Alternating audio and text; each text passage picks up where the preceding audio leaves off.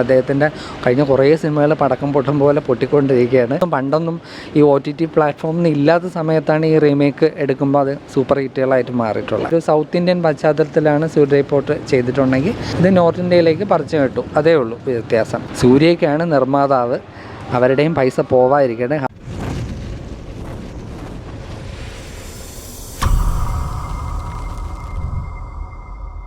വളരെ നന്നായിട്ടുണ്ട് സിനിമ. സൂര്യ റിപ്പോർട്ട് പോലെ തന്നെ അതിൽ കഥയിൽ വേറെ വ്യത്യാസമൊന്നും വരുത്താതെ അതേപടി ഹിന്ദിയിൽ പകർത്തിയൊക്കെയാണ്. പിന്നെ അതിൽ ഒരു സൗത്ത് ഇന്ത്യൻ പശ്ചാത്തലത്തിലാണ് സൂര്യ റിപ്പോർട്ട് ചെയ്തിട്ടുണ്ടെങ്കിൽ ഇത് നോർത്ത് ഇന്ത്യയിലേക്ക് പറിച്ചു കിട്ടും. അതേ ഉള്ളൂ വ്യത്യാസം. പിന്നെ നമ്മുടെ തമിഴിൽ ഉർവശി, സൂര്യ, അപർണ ബാലമുരളി അവർ ചെയ്ത വേഷങ്ങൾ ഹിന്ദിയിൽ സീമ ബിശ്വാസും അക്ഷയ് കുമാറും രാധിക മദനും ചെയ്തേക്കുന്നത്. പിന്നെ സീമ ബിശ്വാസ് വളരെ നന്നായിട്ട് ചെയ്തിട്ടുണ്ട് ഉർവശി ചെയ്ത ആ കഥാപാത്രം. പിന്നെ അക്ഷയ് കുമാർ ആ സൂര്യയുടെ നമ്മളെ ഇമോഷൻസൊക്കെ അക്ഷയ് കുമാർ ചെയ്യുമ്പോൾ നമുക്ക് അത്രത്തോളം ഫീൽ ചെയ്യില്ല. പിന്നെ നോർത്ത് ഇന്ത്യൻസിന് എങ്ങനെ ഉണ്ടാവുമെന്ന് അറിയാൻ പാടില്ല. പിന്നെ റീമേക്ക് സിനിമകളിലൂടെ നമ്മുടെ അക്ഷയ് കുമാർ സ്റ്റാറായിട്ടുള്ള അദ്ദേഹം വലിയ സ്റ്റാറായി മാറിയതെല്ലാം പ്രിയദർശനൊക്കെ സൗത്ത് ഇന്ത്യയിൽ നിന്ന് റീമേക്ക് ചെയ്ത സിനിമകളിലൂടെയാണ്. ഇതും അദ്ദേഹത്തിന് ഒരു നല്ല ഇതായിട്ട് മാറട്ടെ. അദ്ദേഹത്തിൻ്റെ കഴിഞ്ഞ കുറേ സിനിമകൾ പടക്കം പൊട്ടും പോലെ പൊട്ടിക്കൊണ്ടിരിക്കുകയാണ്. ഇത് പൊട്ടാതിരിക്കട്ടെ, നോർത്ത് ഇന്ത്യക്കാർ ഏറ്റെടുക്കട്ടെ.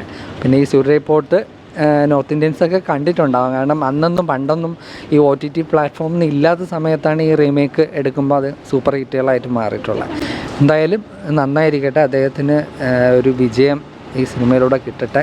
സൂര്യയ്ക്കാണ് നിർമ്മാതാവ്, അവരുടെയും പൈസ പോവാതിരിക്കട്ടെ. അത്രയ്ക്ക് ഇൻവെസ്റ്റ് ചെയ്ത് ഈ സിനിമ മറ്റേന്ന് അതേപോലെ എടുത്തിട്ടുണ്ട്. ഒന്നുമല്ല കാരണം കാരണം സംവിധായിക സുധ അവർ ബ്രില്യൻ്റ് ആയിട്ടുള്ള ഒരു ഡയറക്ടറാണ്. അവരതിനെ ഒരു ബോറിങ്ങും ഇല്ലാത്ത രീതിയിൽ നന്നായിട്ട് ചെയ്തിട്ടുണ്ട്.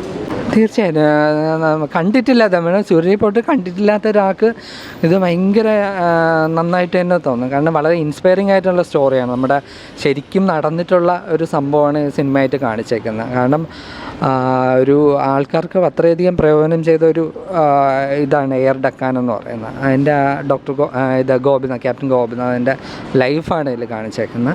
അതുകൊണ്ട് എന്തായാലും നല്ല സിനിമ തന്നെയാണ്. ആർക്കും ധൈര്യമായി പോയി കാണാം. നന്നായിട്ട് നല്ല ഫിലിമാണ്.